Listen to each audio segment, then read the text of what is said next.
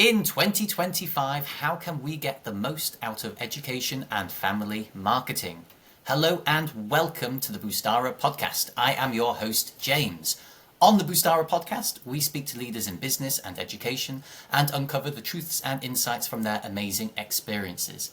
At Boostara, we help companies boost growth, cut costs, and gain better business insights. If you'd like to learn more about how we can help you specifically, type the word growth into the comments below. Today, we are joined by the amazing Emily Hanson, founder of Emerlilly Digital Marketing. Hello, Emily. Welcome. Hi. How are you today? I'm good. I have the school run in 2 hours, so I have 2 hours of relative calm. It's my husband's birthday today, so this is like my break, and then I'll be going downstairs and probably cutting some cake. So I'm good. Yeah. Oh, lovely. No kids are going to be running through the background screaming. No. One's at nursery, one's at school, so no, not until 3 p.m. Hence why I chose this time to record. No, they have come in on my Zooms many times. Yeah, I'm more than happy to I've had babies strapped to me while in a Zoom call before, so and I love it when people are doing the same. To be honest, with this conversation, it would be quite pertinent to have a child just run in or a baby screaming in the background. We're talking family education marketing, Emily. For our listeners that have maybe never met you, come across you, could you give us a brief introduction, a run through your journey, that spark that made you found Emerlilly? Sure. So Emerlilly started formally this year as its own entity, prior to which I was freelance for a very long time, doing education and family marketing. My background is teaching. So I started my career as a teacher. I taught EYFS reception that first year of school, and I loved it. I started doing a master's at the same time. Oh, wow. And it was at Cambridge. It was a beautiful course, one of the most academically scintillating experiences of my life, but it was hard, as you'd expect, and I was struggling to maintain doing a part-time master's and a full-time teaching career. As any teacher would tell you, that's quite a mean feat. I thought I could do it, but I struggled to keep up with both, so I decided I had one shot to get this master's, so I left the classroom so that I could pursue it and give it its due time that it really needed, with the intention of going back. But then I worked in marketing and student recruitment at a university local to me, still full-time, but not quite like a teaching career, as any teacher will tell you. And I really loved it. And then it just grew from there. So I started marketing kind of in-house. I do recruitment, just going out to schools and talking to students. My focus was widening participation, so it wasn't formal recruitment. It was telling kids about how great university can be, especially those that are potentially might not try to pursue it because of their life circumstances. And it grew and grew and grew. I did that. I worked in another university, did youth work, and the COVID happened, and I got pregnant around this time, so it's hard to nail down exactly when I started freelancing. It was before COVID, but I started freelancing a bit alongside it. Mm-hmm. And I found that when I told people, this was at the very start, so I was just pitching myself, I used to be a teacher, I've worked in higher ed, I've worked with secondary school kids, and I've worked in charities, and now I'm in marketing. They'd always go, oh, that's brilliant, because our in-house team are excellent marketers, but they've never been teachers, because a lot of people wouldn't have had both careers. So they'd often bring me and go, oh, perfect, so you know both.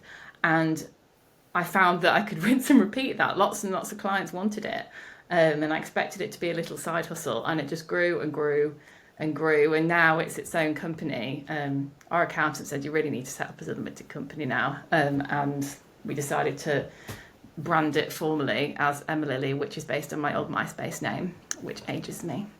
But that's where it comes from. Wow. But that's us now. So we're still small. It's me mainly doing a lot of the work because I like to keep my hand in. And my husband Dave's part of it as well. He helps in the background sometimes.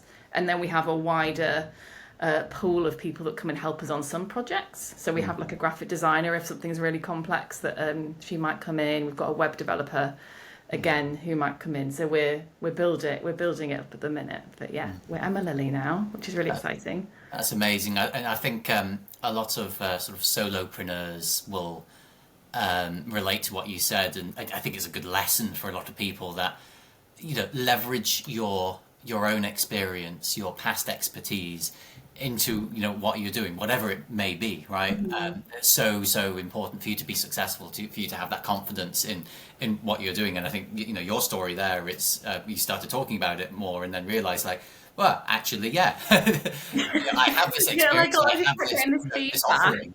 They're like, oh, that's brilliant. I'd be like, oh, nice, is it? Cool. And then quickly realise, like, yes, I need to actually have this as a business. It's a Yeah. really useful skill. We also have a lot.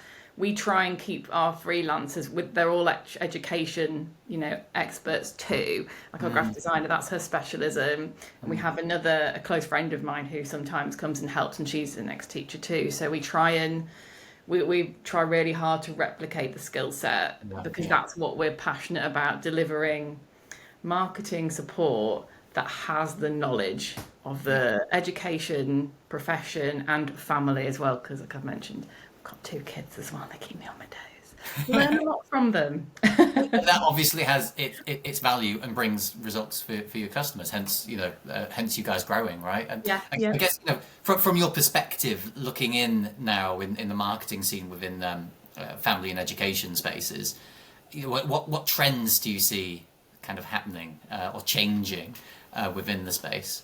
So if you'd asked me 3 years ago, I would have said it was all social media. It's been real. I believe Reels came out 2021. Somebody might correct me, but they definitely weren't big when I first started. And obviously now video content is everything. But we are seeing a growth towards people wanting long form content again. So your short form, your snappy TikToks, your like fast consumption, blah blah blah blah. It has its place, but I think a lot of people are starting to tire of it a little bit. And then they're going back to your long form. YouTube's having a resurgence. If you ever watched Zoella back in the day, the whole like YouTuber thing, a lot of them have come back. Tanya Burr came back, and she like hadn't posted for 4 years. But these really long pieces of content, and they'll have ads in them and things. That's why it's pertinent to marketing. Are coming back. Substack, huge, growing. Still people want to get that feel of authenticity, and also community-based marketing as well. So you're seeing Instagram's got these community features that brands can set up. You're seeing like private WhatsApps that companies are setting up that customers can join, where they feel like they're really, really part of the brand. Because I think a lot of people can get quite tired of the overconsumption, video after video after video. So they're craving something that feels more authentic and more community based. And also founder marketing is big. Again, Grace Beverley is a great example. If you've heard of her, she has about 5 businesses. Honestly, I love her so much. She's an influencer in her own right at this point. She's incredible, but all of her brands very much have her in them. And I'm so tempted to buy some Tala stuff because she's so cool. And you're seeing similar things in education and family brands where the founder is the front of it. I think it's in response to the proliferation of AI. We'll talk about that later, I'm sure. That has its use, but a lot of people are also craving that feeling of interacting with a real person. And it's still very parasocial if it's an influencer, but you feel like you're getting a glimpse into their real life, and their recommendations are their personal ones because we're getting so much content that we're bombarded with. So yeah, we're kind of founders, long form content. We're seeing a lot of that. LinkedIn's getting massive as well, and shockingly, video doesn't perform as well on there. Everybody wants a carousel and a text post, which would seem really counterintuitive when the likes of your Instagram and your TikTok are so video heavy. Is that a generational difference, or It could be, but then I'd say, I mean, I'd need to look on top of my head the exact demographics of LinkedIn, but I wouldn't be inclined to say that, oh, it's because people on LinkedIn are maybe in their late 30s, 40s, because Gen Z are getting older. They're in, they're in their mid late 20s now, and they're on there too.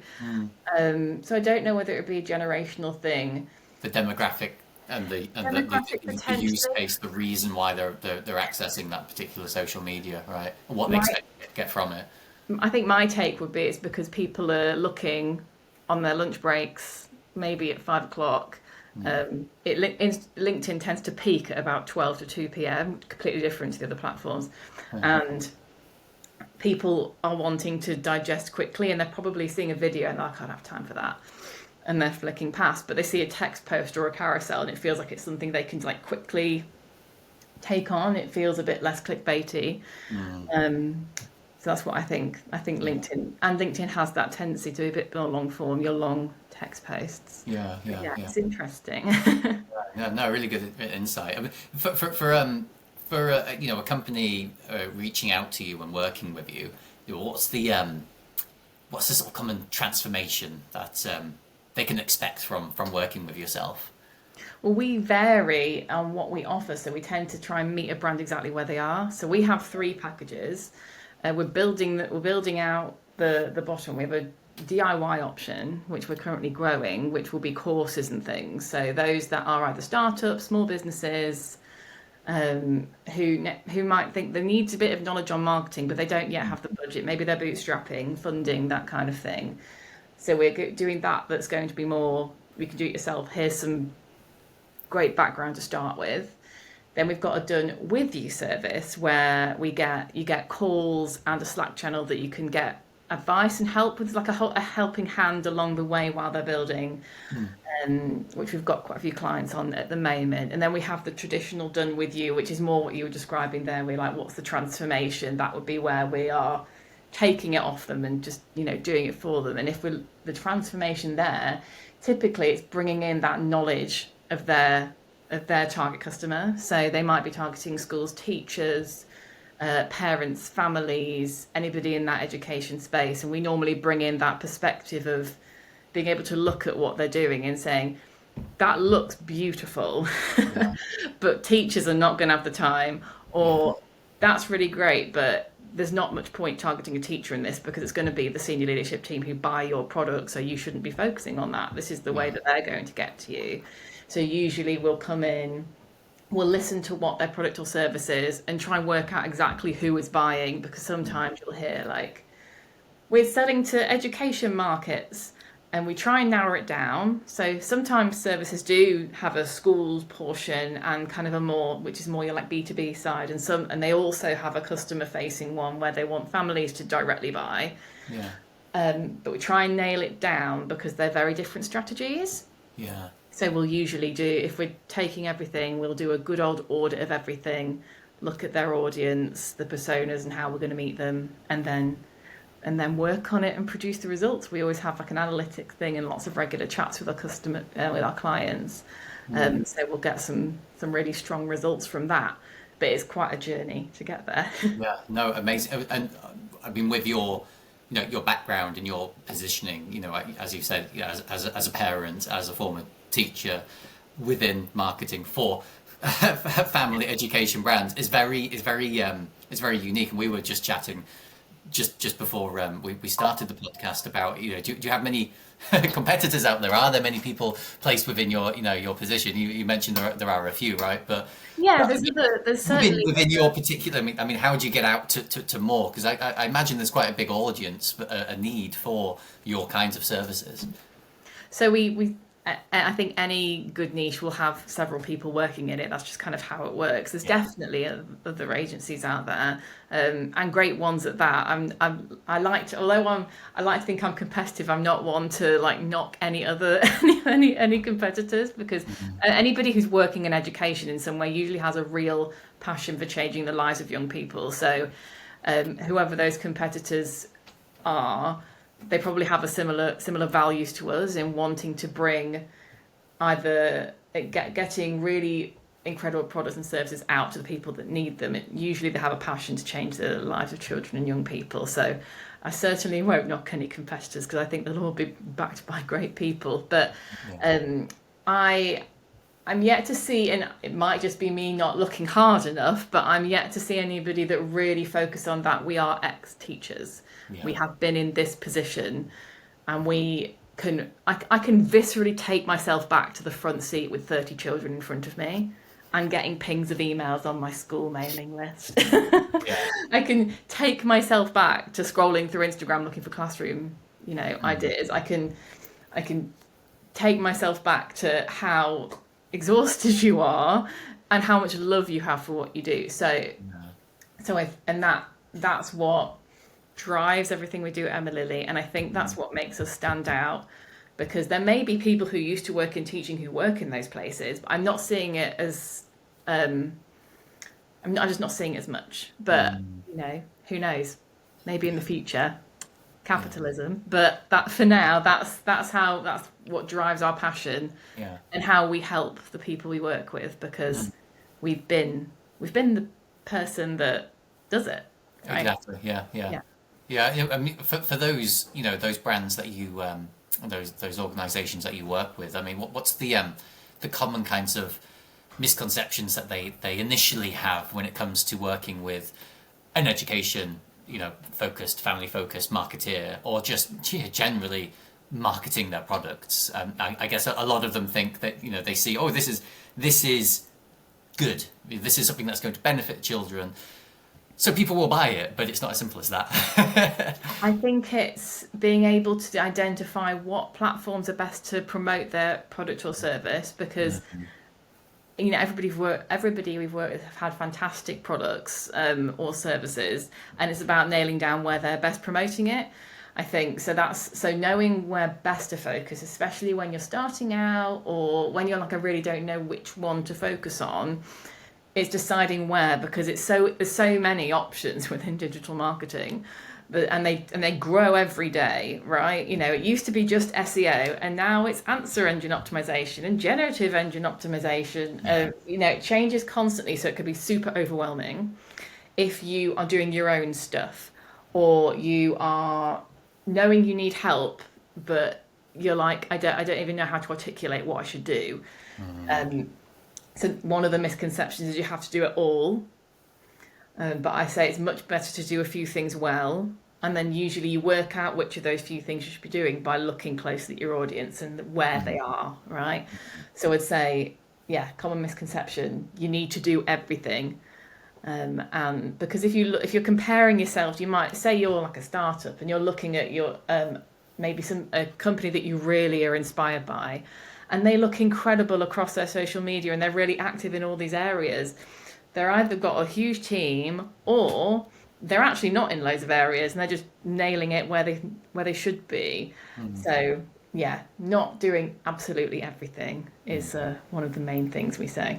Would you say the speed and the expectation of when they get results, is that another sort of misconception? Yes. So it depends on which platform you're talking about, on how quickly you can expect results. We see on things like paid advertisements, for example, it takes a while for whichever platform you use, whether Google, Meta, it takes a while for the algorithm to learn what you've put in. And sometimes I hear like, oh, we put this on and we tweaked it and we tweaked it and we tweaked it. You're like, stop, it doesn't like that. So some things like knowing algorithms take a while to pick things up. Knowing that virality on social media is not the only way to build a business, and it's not really a good target either, to be honest. Saying we would like to go viral, it's like, if we had a client say that, we'd normally say, okay, well, we might do, but we can't guarantee that, because there's no way of guaranteeing. Even if you've got all the right ingredients, you just don't know. So we like to say we don't just promise you instant results, because it's not honest. And it takes a long time. It takes time to get to see the KPIs from whatever your target was. So does that make sense? Yeah, exactly. I think a big thing in marketing generally as well is it's the testing, right? It's the testing and developing. The first go at something, no matter what the research, obviously you've got to put that in. You've got to know the ideal customer profile. You've got to know where they are. You've got to look at the ideal messaging, what other people are doing that's successful, all of those kinds of things. But it all comes down to testing and then adjusting as you go along. There's never going to be a perfect solution straight away. And I guess it's tempering expectations Yes. with clients as well, that this is a process, and it's not just a direct road. The road winds around everywhere. Would you agree? Is that a kind of fair assessment? A/B testing is the name of the game. Whatever platform you're using, whether it's email, whether it's organic social media, whether it's paid ads, we always like to look at how everything we've done has performed. That's why you have analytics, right? You'll kind of do the work, and then you'll look at which bits have performed. Say if it was organic and you'd put up like three videos a week for a month, you'd then want to look at which ones performed well, and then they inform the next tranche of content you make. So it's definitely a process of constantly improving. If there was a really quick win to marketing and it would work for everybody, then we wouldn't have jobs, because it would just be this is what you do, the end.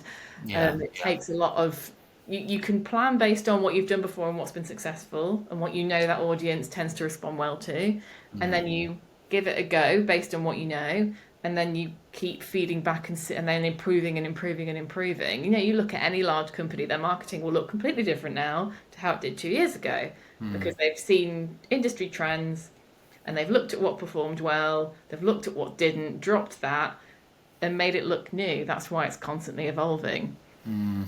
Yeah. I mean, what impact does AI have in all of that, do you think? I think so.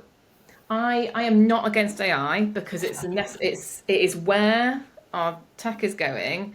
I'm seeing things like, we're seeing a lot of AI appear in paid ads. So nearly every ad service has an option now where you can, Meta has it, Google has. There's all different. You can switch on some like AI generated versions that are supposedly going to take some of the tweaking away. I'm not completely sold on it yet. I think it's going to be great, and I think it will see good results, but I'm not sold on the idea that we don't need ads managers anymore because AI will do it. It's a great tool that we need to work with carefully. And I think we're seeing a real proliferation of copywriting by AI, which I'm quite personally adverse to, because there's huge questions around intellectual property with that. Where has it got that from? Probably raked it off somewhere else, and I'm always hesitant to tell a client that it's perfectly fine to just lift something from an AI generated writer, because you don't know where that's come from. That could easily have stolen that from somebody who's worked really hard on it. I think it's a fantastic tool for ideas, bouncing back on a bit of research, right? But I don't think it should be used to replace, and I don't think it can replace, human creativity or human produced design and writing, because it just doesn't have the understanding of human emotion required. AI can do a fantastic job of sort of sharing with you, where at whatever year it stops its trawl of the internet. It does a great job of summarizing what's there. I think we spoke about this before, but it can't tell you necessarily what's definitely going to happen next, and it can't give you a human response. So whether you're like building an ad or making a reel or writing a Substack, it can't tell you what it's like to be up late at night with a crying baby, right? It can't tell you how like painfully exhausted you are when you've got a newborn. It can't tell you the challenge of looking after a class of 30 with really just disparate needs, and you might be struggling with funding and you've got all these changes in the curriculum going constantly. It just can't emotionally do that. It's not a human being. It might be able to give you a nice summary. I'd want to fact check it first then. I wouldn't trust AI to say, tell me about what the current curriculum is. And I'd be very frightened to use it for that, because it's got a great way of being really persuasive too. I once tried it out to see what would happen if I talked to it and told it I was a carrot, and it just completely went along with me. I must have been bored one evening. There was nothing good on Netflix, and I just like had a look at it to see, and it talked to me, and it was Everyone listening is suddenly going to ChatGPT I now. was like, Pretend I'm a carrot. really, oh, I know. I was like, I wonder how far this will go, and it was very empathetic of my issues as a carrot. And then when I eventually was like, I'm not carrot, right? My husband was like, what are you doing? And I was like, never you mind. And he was like, I knew that all along. And I'm like, So it's certainly a tool. Yeah. I think when you're a startup, when you are, short on business funds, perhaps, it can certainly do a lot for you and give you things that you would never have been able to do 10 years ago, like, whether it's mock up a website design, give you a really basic summary of something. So it's an incredible tool to help people who are just starting out if it's plugging gaps where they don't have that skill set, right? And I think most founders are fully aware of this, that it's got limitations, and eventually you'll need to get expertise on to make sure you're doing a good job. Yeah, I totally agree. I mean, with all what you said there, it's utilizing it for assistance to leverage the individual user, but not to completely replace or complete very to kind of like human immersive tasks or human centered emotional experiences, especially. I suppose one thing that's quite interesting to know, I mean, from a marketing perspective, as a marketer, how have you leveraged it yourself? How has it helped you? Say if you were in this position 10, 15 years ago, you'd be, I don't want to do this. This is too repetitive. It's too difficult. Or how has it actually helped alleviate some of the strains of being in marketing? I can find it quite useful for productivity. So I love using Notion, and Notion's got a built-in AI that can kind of build spreadsheets and populate lists and things that would have taken me a really long time, that are like repetitive tasks that do speed up my operation. So I do like an AI productivity tool. I love using AI video recordings as well, always at the consent of whoever I'm talking to. But they are incredible tools, because rather than me having to type at the same time and take really important notes, I use one called Fathom. It's great, and it records the meeting, and then it produces a full summary at the end with action points.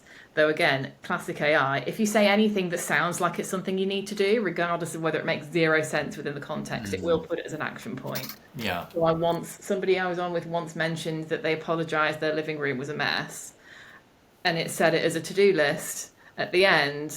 So tidy up your living room. It said it in a bit of a nicer way than that, but which is such a good example of like a human would never have put that. And I'm using like a free version, so maybe in 6 months it might be able to pick that up, but at the time it certainly didn't. So I like to use it for productivity generally. It helps me speed up my operations.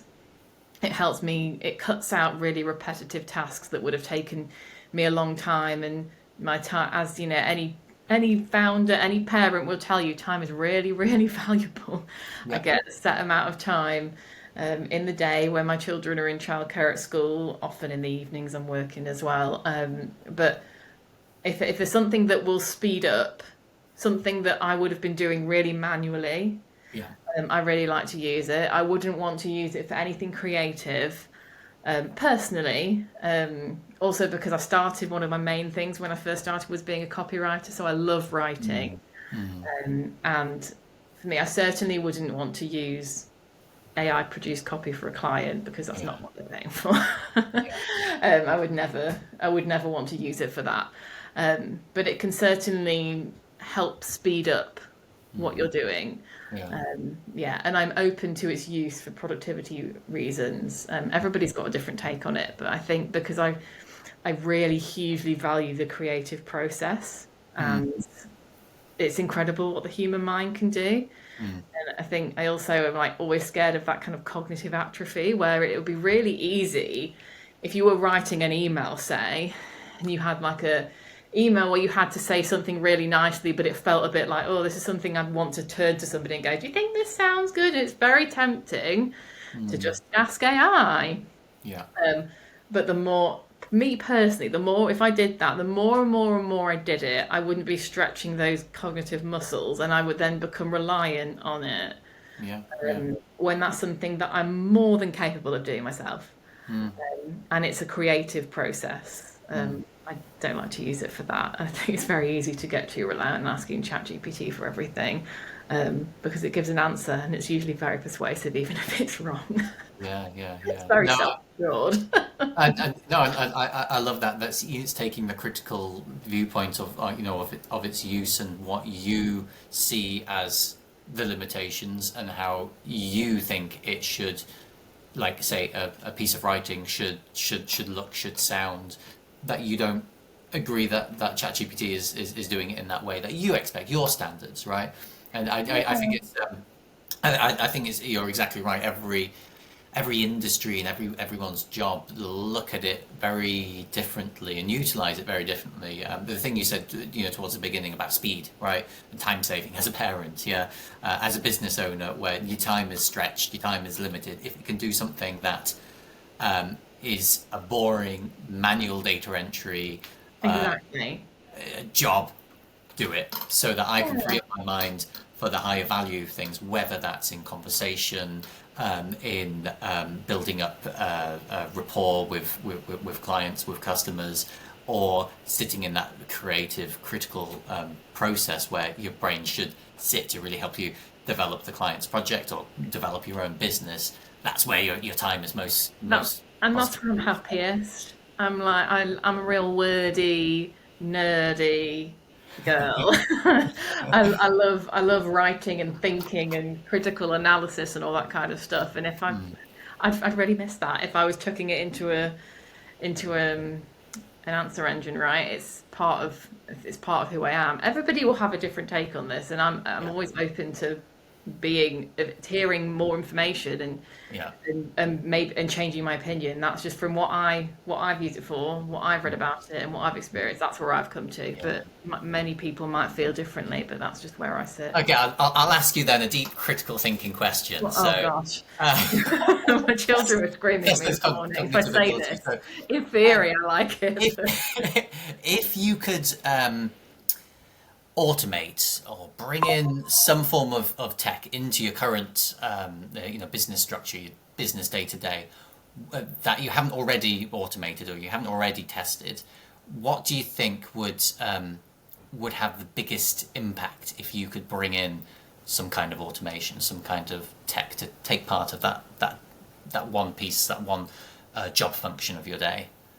I could probably use some kind of, I mean, I use a CRM, but something that, I mean, it's probably really, I wouldn't do it because it's probably not good for GDPR, I wouldn't, but something that like tracks all of my conversations and keeps track of everywhere where I'm at with all of them. Now, obviously I'm describing HubSpot, but something that, because I'll have lots of conversation in loads of different places. I'm in LinkedIn messages, WhatsApps, lots of different communities, and I manually just keep track of it all.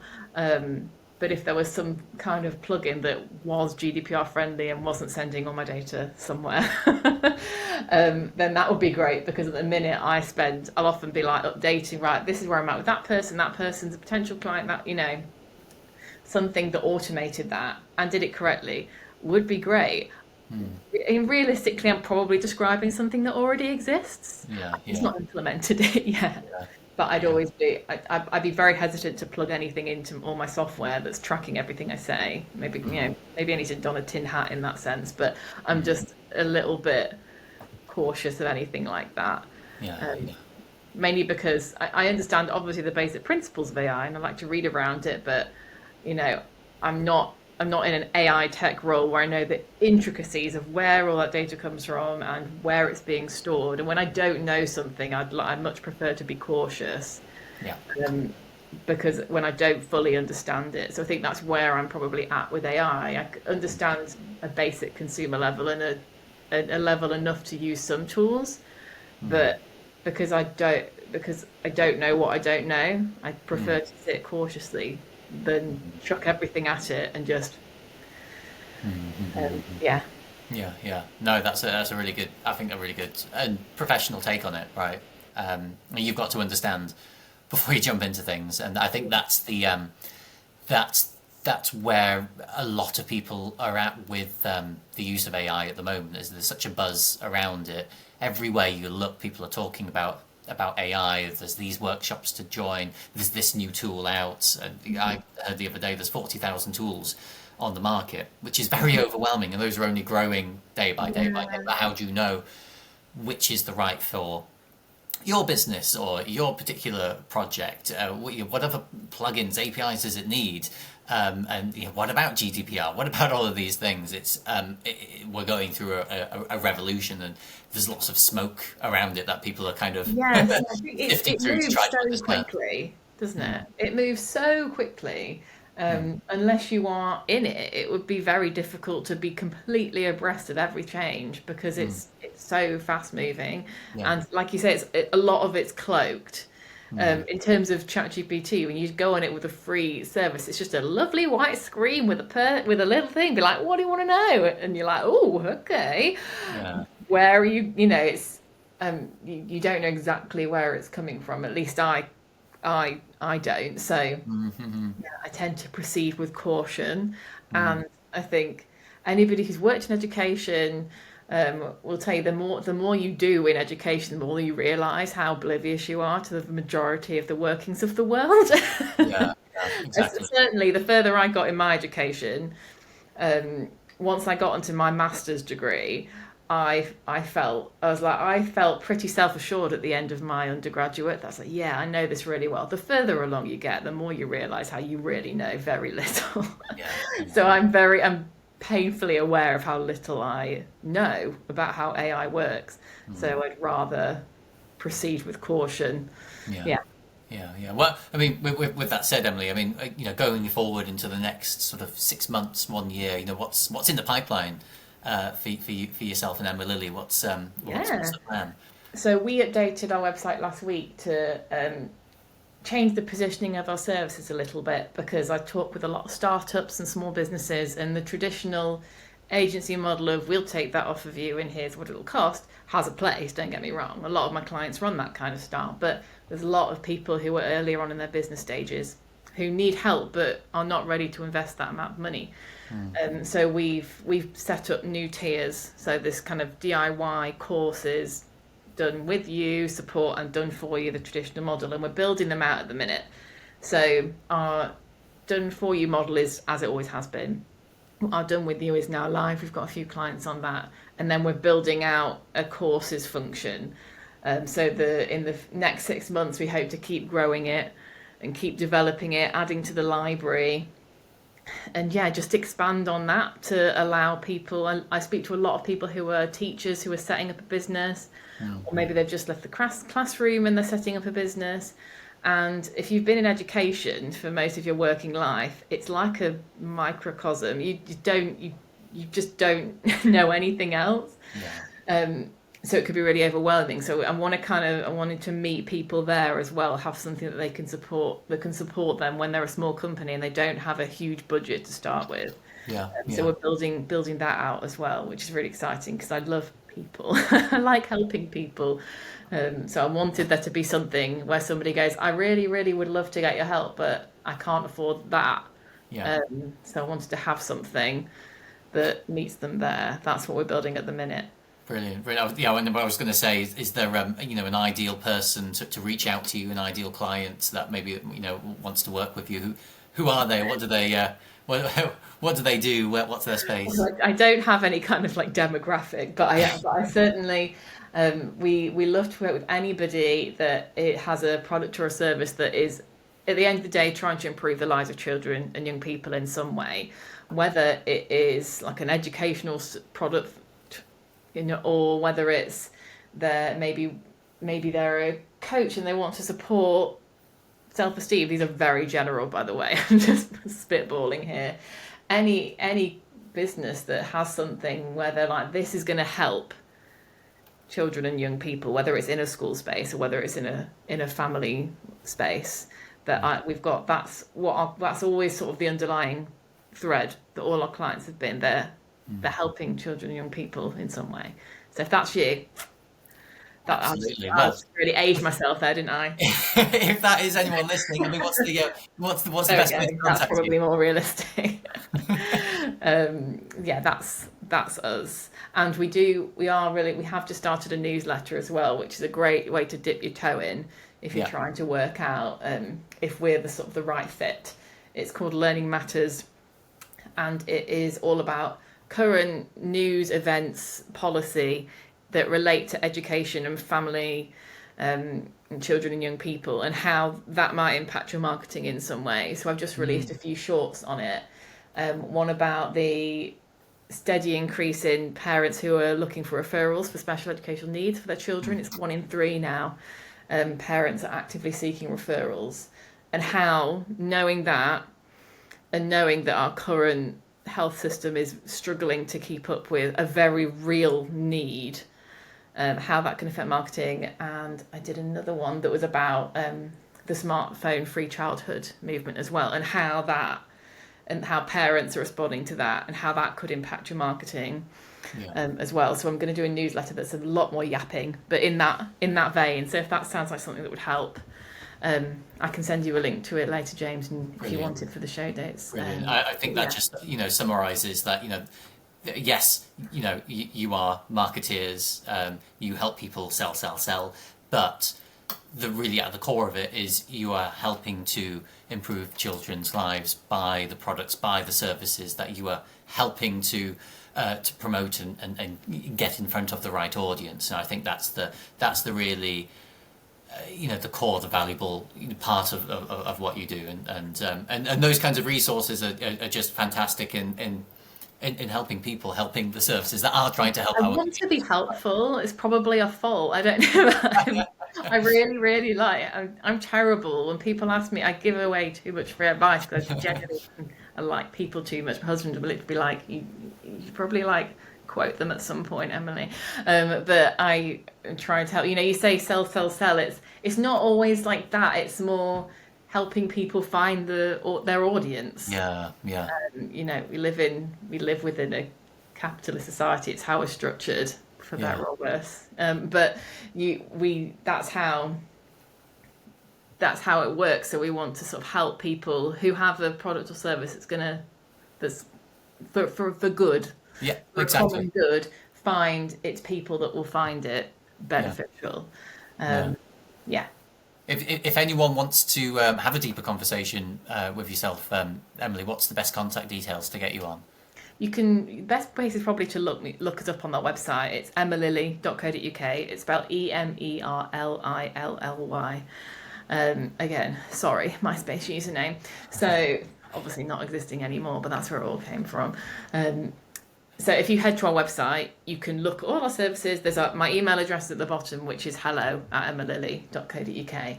But if you look through, you can see what best suits you. We've got a few different funnels where you can fill in interest forms and sign up for things, or just book a call.